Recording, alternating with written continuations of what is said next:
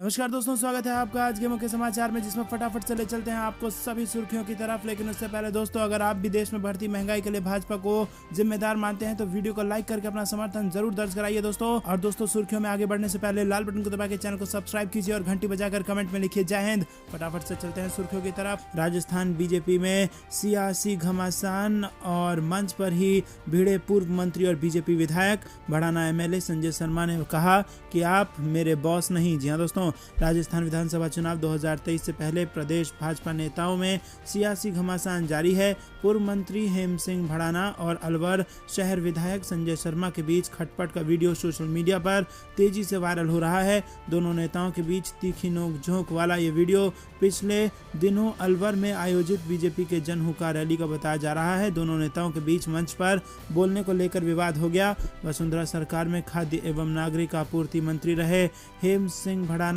टोका टाकी से भाजपा विधायक संजय शर्मा से नाराज हो गए। रुक करते हैं अगली बड़ी खबर की तरफ। FCRA के उल्लंघन में गृह मंत्रालय के अधिकारियों समेत 14 हिरासत में।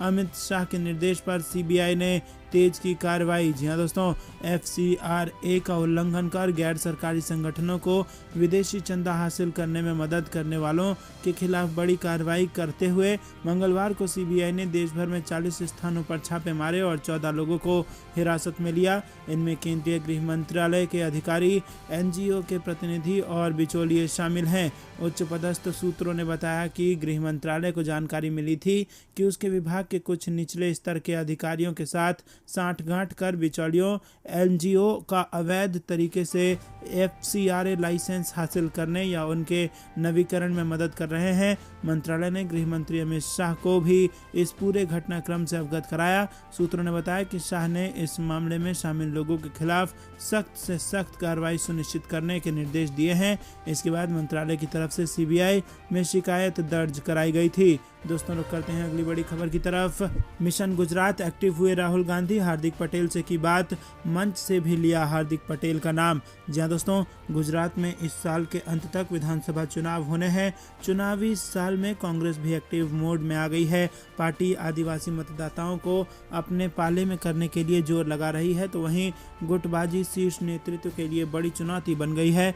गुजरात की सत्ता के लिए होने वाली चुनावी जंग से पहले कांग्रेस इन चुनौती से पार पाना कांग्रेस को होगा और ये कांग्रेस नेतृत्व को भी मालूम है और अब इसको लेकर कमान खुद राहुल गांधी ने संभाल ली है। गुजरात दौरे पर पहुंचे कांग्रेस के पूर्व अध्यक्ष राहुल गांधी ने मंगलवार को दाहोद में आदिवासी समाज की रैली को संबोधित किया। राहुल गांधी ने अपने संबोधन में पिछले कुछ दिनों से नाराज चल रहे गुजरात कांग्रेस के कार्यकारी अध्यक्ष हार्दिक पटेल का भी नाम लिया।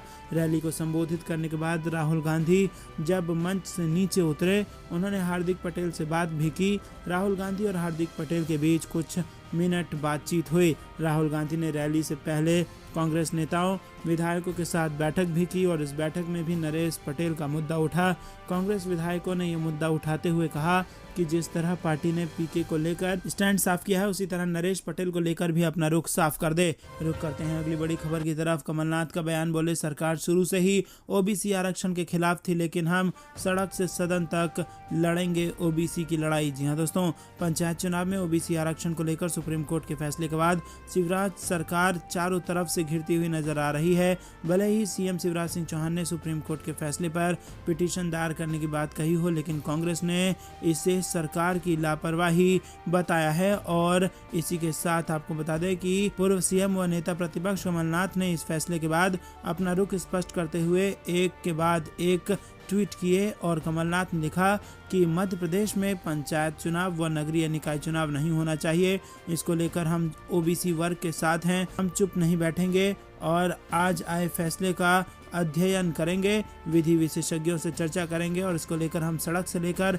सदन तक लड़ाई लड़ेंगे। कमलनाथ ने सरकार पर इस चीज़ का ठिकरा फोड़ते हुए कहा कि OBC वर्ग को उनके बढ़े हुए आरक्षण का लाभ मिलता, लेकिन शिवराज सरकार तो चाहती ही नहीं थी, इसीलिए उसने इसको लेकर कोई गंभीर प्रयास नहीं किए। लेकिन कांग्रेस आज भी दृढ़ संकल्पित है कि OBC वर्ग को बढ़े हुए आरक्षण का लाभ हर हाल में मिलना चाहिए और बगैर ओबीसी आरक्षण के चुनाव नहीं होंगे। रुक करते हैं अगली बड़ी खबर की तरफ। भाजयुमो कार्यकर्ता मौत मामला, टीएमसी ने अमित शाह से की माफी की मांग। जी हाँ दोस्तों, भारतीय जनता युवा मोर्चा के नेता अर्जुन चौरसिया के शव की पोस्टमार्टम रिपोर्ट से उनकी जान फंदे से लटकने के कारण होने के संकेत के बीच मंगलवार को तृणमूल कांग्रेस ने केंद्रीय गृह मंत्री अमित शाह से माफी मांगने की मांग उठाई है, जिन्होंने इसे राजनीतिक हत्या करार दिया था। तृणमूल कांग्रेस ने कहा कि राज्य के लोगों को बदनाम करने का प्रयास करने के लिए अमित शाह को प्रदेश की जनता से माफी मांगनी चाहिए। चौरसिया का शव 6 मई को उत्तरी कोलकाता के काशीपुर में एक खाली रेलवे क्वार्टर से बरामद हुआ था और इसी दौरान अमित शाह पश्चिम बंगाल के दौरे पर थे। तृणमूल कांग्रेस के वरिष्ठ नेता एवं मंत्री शशि पंजा ने कहा कि केंद्रीय गृह मंत्री ने जांच पूरी होने से पहले इसे राजनीतिक हत्या करार दिया था और अब उन्हें राज्य की छवि बिगाड़ने के लिए लोगों से माफी मांगनी चाहिए। रुक करते हैं अगली बड़ी खबर की तरफ। गुजरात के आदिवासी वोटों की फाइट, मोदी केजरीवाल के बाद अब राहुल गांधी की बारी। जी हाँ दोस्तों, आपको बता दें कि गुजरात में विधानसभा चुनाव भले ही साल के आखिर में है, लेकिन सियासी बिसात अभी से बिछाई जाने लगी है। सूबे में सभी राजनीतिक दलों की नज़र आदिवासी वोट पर है। प्रधानमंत्री नरेंद्र मोदी और आम आदमी पार्टी के संयोजक अरविंद केजरीवाल के बाद अब कांग्रेस के पूर्व अध्यक्ष राहुल गांधी आदिवासी समुदाय को साधने के लिए उतर रहे हैं। राहुल गांधी ने मंगलवार को दाहोद में आदिवासी सत्याग्रह रैली को संबोधित किया।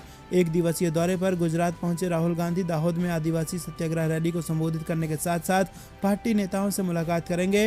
राहुल दाहोद के स्वामी विवेकानंद स्कूल में कांग्रेस विधायकों और आदिवासी समुदाय के नेताओं के साथ बैठक करेंगे और इसे गुजरात में होने वाले विधानसभा चुनाव से जोड़कर देखा जा रहा है, जहां इस बार सबसे अहम और सियासी जंग आदिवासी समुदाय के वोटों की है। दोस्तों, रुक करते हैं अगली बड़ी खबर की तरफ। सुभाषपा अध्यक्ष राजभर पर हमले की कोशिश, सपा ने सरकार को घेरा। जी हाँ दोस्तों, उत्तर प्रदेश से ये बड़ी खबर आ रही है और समाजवादी पार्टी के सहयोगी दल सुहेलदेव भारतीय समाज पार्टी के अध्यक्ष एवं विधायक ओम प्रकाश राजभर को मंगलवार को गाजीपुर स्थित उनके विधानसभा क्षेत्र जहूराबाद में कथित रूप से हमले की कोशिश की गई। सपा ने ट्विटर के माध्यम से राजभर का एक वीडियो साझा किया और इस वीडियो में राजभर ने कहा कि आज मैं अपने साथियों के साथ एक मृतक के परिवार के प्रति शोक संवेदना व्यक्त करने के लिए अपने विधानसभा क्षेत्र गाजीपुर के जहूराबाद में गांव सभा गोशलपुर पहुंचा था। मैं बातचीत कर ही रहा था, तभी लाठी डंडे लिए 10-12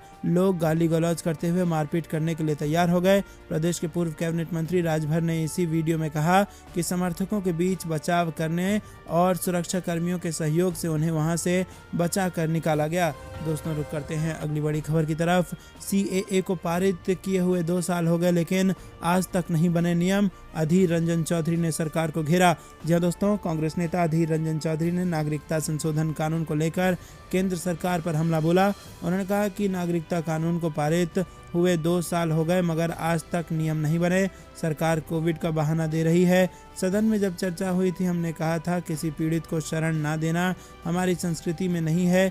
धर्म के आधार पर भेदभाव करना हमारे देश की तहजीब नहीं है। CAA को केंद्र सरकार ने वर्ष 2019 में संसद में पास किया था। इस बिल का उद्देश्य पाकिस्तान, बांग्लादेश और अफगानिस्तान से आए 6 समुदाय हिंदू, ईसाई, सिख, जैन, बौद्ध तथा पारसी के शरणार्थियों को भारत की नागरिकता देना है। इन 6 समुदायों में मुस्लिम समुदाय को शामिल न किए जाने पर कई राजनीतिक पार्टियां इसका विरोध कर रही हैं। केंद्रीय गृह मंत्री अमित शाह ने पश्चिम बंगाल दौरे के दौरान ऐलान किया था कि देश में कोरोना समाप्त होने के बाद नागरिकता कानून को लागू किया जाएगा। वहीं केंद्रीय गृह मंत्री के इस ऐलान के बाद CAA का जिन फिर से बाहर आ गया है और उनके इस बयान पर राजनीतिक प्रतिक्रिया लगातार सामने आ रही है। दोस्तों, रुक करते हैं अगली दाहोद की आदिवासी सत्याग्रह रैली में PM मोदी पर बरसे राहुल गांधी, बोले देश में वही कर रहे जो उन्होंने गुजरात में किया। जी हाँ दोस्तों, कांग्रेस के पूर्व अध्यक्ष राहुल गांधी ने गुजरात के दाहोद में मंगलवार को प्रधानमंत्री मोदी पर आरोप लगाते हुए कहा कि प्रधानमंत्री के तौर पर नरेंद्र मोदी देश में वही कर रहे हैं